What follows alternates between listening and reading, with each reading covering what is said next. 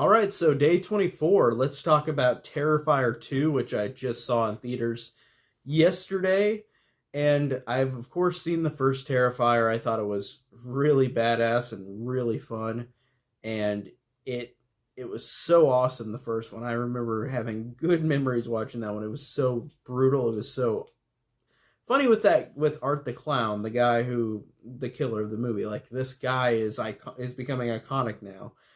It's not a movie that's like the first movie is not a movie that's like a big budget, but it it's becoming more popular, but it's not like extremely popular yet. And I hope it keeps going farther because I do want this franchise to keep going because Terrifier 2 um, brings back David Howard Thornton as Art the Clown, and he's the only one who comes back, I believe, actor wise. And this one is different because it's not about the girls from the last movie, even though of course they were killed at the end of the movie. But it isn't about that or a connective thing to that, even though they are mentioned. This is about a girl named Sienna and her brother and her mom, who through circumstance encounter Art the Clown, and Art the Clown is just alive again and is just tearing people up and destroying people, and basically that's it. He's just killing and killing and killing. And this movie is one of those movies that it's just for the effects. This is for the gore. This is for the practical effects. The story's fine, but it's not something that's immediately memorable. The story, but I don't care because the gore in this is fantastic.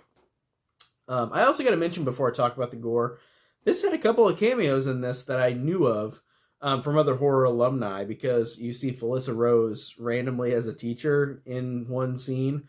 I was suspecting her to get killed in this, but I guess not. Like I thought it would be like a Victor Crowley kind of thing where like she gets killed, but she doesn't. She survives the movie. She's only in one scene. I think they just added her in as an extra, which was fine because I love seeing her in stuff. Felissa Rose, she's always excellent. But also we get Tamara Glenn from Halloween 5 as the mom with a kid who like tries to go into the costume store where Art the Clown just killed the guy working there.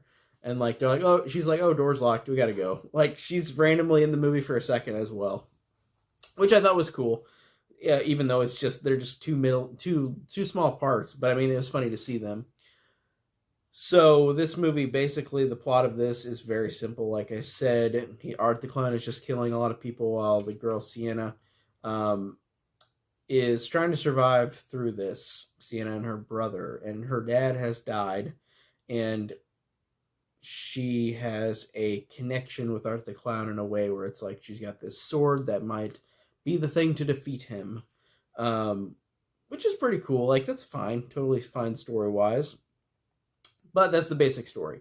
The kills in this, I'm going to describe it because they're just so fun and so insane. The practical effects in this are out of this world. And I know that we get some horror movies that have practical effects still, but this one genuinely just, man, the way they use these practical effects is amazing. It starts out with this guy who gets his skull bashed in with a meat cleaver, I think, and like then Art the Clown rips his head apart and takes his brain out. I think he eats it, I believe. Or he does something with the brain.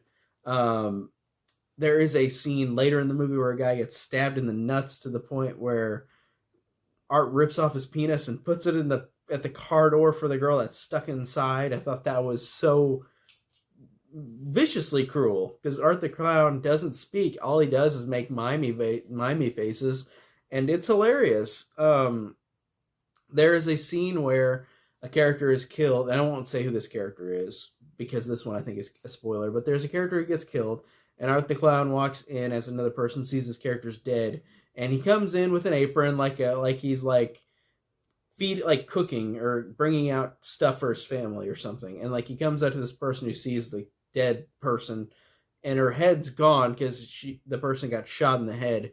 And Art grabs the mashed potatoes, comes out and starts dancing, and then he stuffs the mashed potatoes into her baseless head, like just slams them into her head.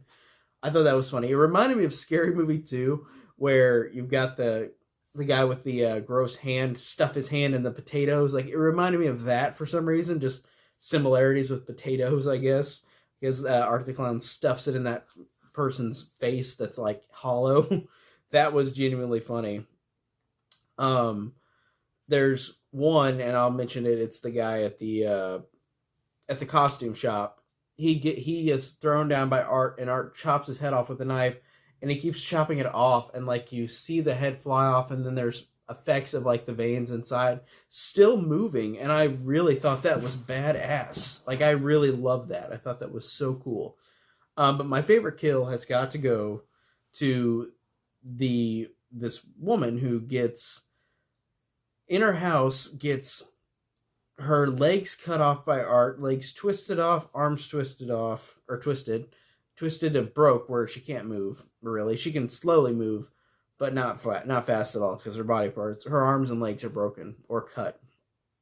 And then he cuts off the scalp of this woman and rips the scalp off, and then slowly has the skin rip off.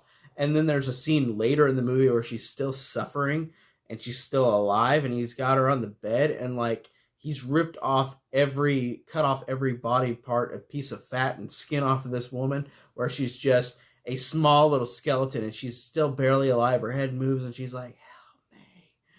And then like it's so great with the practical effects. That was my favorite one, hands down. There's another good one too, where somebody gets acid thrown in their face and their face melts. I thought that was good, but the one has to go to the girl getting scalped, and then her body is like a skeleton. Like he literally eats or rips off all the fat and skin off of her. That was a great effect. That was badass. I love that. So I really liked Terrifier 2. I thought it was really badass. It really is obviously a movie just for the kills. It's not going to be one that's like story's bad, whatever, because it's not about that. I mean, the story's fine, but it's not going to be a fantastic story. It's about the gore and about the kills. It's about the exploitation, and I love that exploitation. I had a fun time. Really enjoyed it. Yeah, all I can say about Terrifier 2. Day 25 tomorrow for 31 Days of Horror. See you guys later. Take care.